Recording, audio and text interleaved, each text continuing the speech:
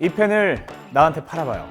레오나르도 디카프리오의 미친 연기력을 볼 수 있는 띵작이죠. 영화 더 울프 오브 월스트리트의 한 장면인데요. 주가 조작으로 최고의 억만장자가 되었다가 나락행 열차를 탄 조던 벨포트의 실화를 다룬 영화입니다. 월스트리트가 대체 뭔데 사기까지 치면서 그곳의 최고가 되려 했던 걸까요? 뉴욕! 맨해튼 남부에 위치한 월스트리트, 말 그대로 벽의 길. 이 벽길이 어떻게 세계금융의 중심이 되었을까요? 그리고 왜 벽길이라고 부를까요? 17세기 네덜란드 동인도 회사가 뉴욕을 발견합니다. 동인도 회사가 무엇인지 궁금하신 분들은 이쪽 지난 시간 이게 뭐니를 참고해 주시고요. 짧게 말해 세계 최초의 주식회사입니다. 이 세계 최초의 주식회사는 백길 단축을 위해 북극 항로를 개척하고자 북극 탐험팀을 만듭니다. 그 배의 선장 이름이 허드슨인데요. 이 허드슨이 북극 탐험을 하러 가는 길에 지금 뉴욕의 맨해튼 섬과 그리고 맨해튼 옆으로 흐르는 강이죠. 허드슨 강을 탐험하게 됩니다. 눈치채셨죠?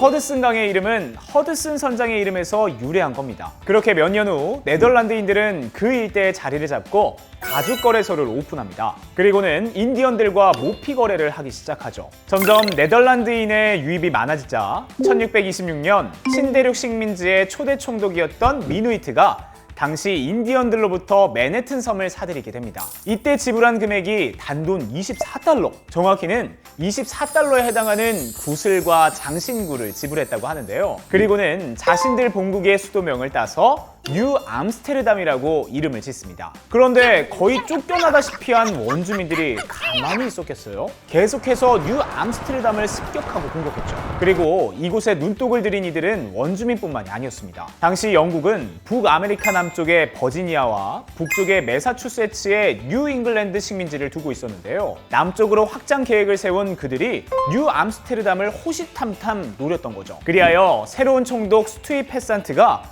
공격에 맞서 대비태세를 갖추기 시작했어요. 정착지 북쪽에 방어벽을 쌓기로 한 거죠. 섬의 서쪽과 동쪽을 가로지르는 약 4m 높이의 나무 울타리를 800m가량 설치합니다. 하지만 쪽수에는 장사 없다고 하죠. 1664년 영국군이 함대를 이끌고 쳐들어왔고 이 지역을 내주게 됩니다. 뉴 암스테르담 점령 후 영국군은 이 지역의 이름을 당시 영국 왕의 동생인 요크 공작의 이름을 따서 뉴욕이라고 바꿔버렸죠. 그렇게 뉴욕뿐 아니라 북아메리카에서 네덜란드는 완전히 축출당했는데요. 이거 하나는 남겼습니다. 스튜이 패산트가 뉴 암스테르담을 지키기 위해 쌓은 통나무 담장. 이 통나무 담장이 있던 자리가 도로로 바뀌었는데 그 과정에서 이름이 벽의 거리 월스트리트이 된 거랍니다. 그렇다면 이 도로가 어쩌다 금융의 중심지가 되었을까요? 독립 만세! 1776년 아메리카 대륙에는 큰 사건이 일어납니다. 그레이트 브리튼 왕국이 제국의 유지 비용 상당수를 미국 식민지에서 충당하려고 하자 13개 식민지의 군중들은 화가 나게 되죠. 이 성난 군중은 지금의 볼링 그린 공원에 있었던 영국 왕 조지 2세의 동상을 잡아뜨려 버렸죠. 그리고 온 세계를 향해 독립을 선언합니다. 영국과의 독립전쟁을 선포한 것인데요. 그럼 이제 뭐가 필요할까요? 전쟁을 치를 자금이 필요했죠. 이때 월스트리트에 처음으로 투자 시장이 형성되게 됩니다. 약 8년간에 걸친 싸움 끝에 1783년 9월 3일 미국은 완전한 독립국이 됩니다. 그런데 미국은 전쟁으로 생긴 5천만 불의 부채를 안고 시작할 수밖에 없었어요. 미국의 초대 재무장관 알렉산더 해밀턴은 이 채무 문제를 실물 경제만으로 해결할 수 없다고 판단하고 새로운 금융산업으로 해결을 꾀하는데요. 바로 채권. 당시만 해도 사람들은 채권은 나쁜 거라고 생각했었습니다. 몇 수 앞을 내다본 33살의 젊은 재무부 장관은 이렇게 말했어요. 과도하지 않다면 어느 정도의 채무는 국가의 축복이 될 수 있다. 채무에 관대한 알렉산더 해밀턴은 전쟁 부채를 이런 식으로 해결합니다. 기존의 가치 없는 지폐를 새로운 지폐로 바꾸어 기존 지폐를 퇴출시킨다. 그런 다음 채권을 발행하여 새 지폐를 회수한다. 바로 이 회전문 프로젝트로 말이죠. 그런데 이 채권을 어디서 발행시킨다? That's right! 월스트리트에서 발행시킨다. 이 국채가 월스트리트에서 취급 판매된 첫 채권이었습니다.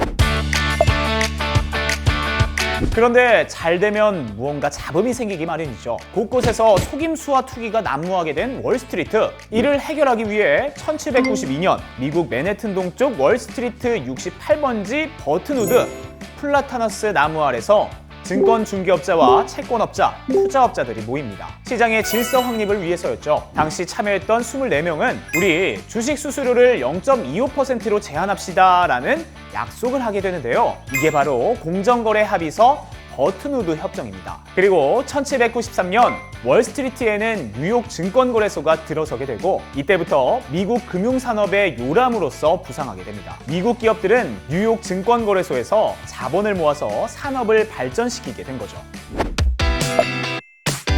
당시 미국은 농업국가로 서부의 농산물을 뉴욕을 통해 유럽에 수출하고 있었는데요. 그런데 운반비, 운반시간 이게 뭐니? 사악한 운반비와 운반 시간을 줄이기 위해 당시 뉴욕지사였던 드위 클린턴은 미국 서부와 동부를 잇는 운하를 건설하려 합니다. 이 운하를 건설하는 데에는 700만 달러가 필요했는데요. 그 비용을 월스트리트의 지원을 받아서 뉴욕주 채권을 발행하며 충당하게 되죠. 그 결과 운하의 비용은 4분의 1로 소요 시간도 3분의 1로 줄어들게 되는데요. 이는 월가가 전 미국의 주정부를 상대로 운하 채권을 발행하게 되는 효과를 가져옵니다. 물길이 뚫렸으니 이제 뭐가 뚫려야 할까요? 그렇죠. 1800년 중반 철도 채권이 발행됩니다. 초기 3개였던 철도 채권은 이후 38개로 늘어나는데요. 당시 막대한 비용이 들어가는 철도 공사에 드는 자금 또한 월스트리트에서 조달하며 미국의 철도 산업이 발전하게 됩니다. 이렇게 점점 더 미국의 돈은 뉴욕 월스트리트로 몰리게 됩니다. 이외에도 월가가 금융의 중심지로 자리 잡게 된 이유는 또 있는데요. 1861년부터 4년간 벌어진 남북전쟁. 남쪽의 부유한 부자들과 달리 북쪽의 링컨 대통령은 월스트리트에서 전쟁 채권을 발행하여 자금을 조달하는데요. 순조롭게 전쟁 자금을 조달한 북군이 결국 전쟁에서 승리하게 되고 이는 미국 역사상 채권 투자가 대중화 시대로 진입하는 첫걸음이 됩니다. 1800년 말부터 1900년 초까지는 수많은 대기업이 생겨나고 산업과 제조업이 발전하는 그런 시기였는데요. 월스트리트 또한 그 기능이 대폭으로 확대되면서 각종 트러스트가 형성되던 시기이기도 합니다. 카네기 철강 트러스트, 록펠러의 석유 트러스트는 산업의 90%를 차지하는 독과점 기업으로 대기업의 시초가 됩니다. 당시 대기업의 중소기업 인수합병에 자금을 조달한 것이 바로 월스트리트. 이렇게 인수합병 붐에도 큰 기여를 하면서 끊임없이 자금을 조달하고 미국 산업 발전의 원동력이 되었고 전 세계 금융의 핵심 도시가 된 거죠.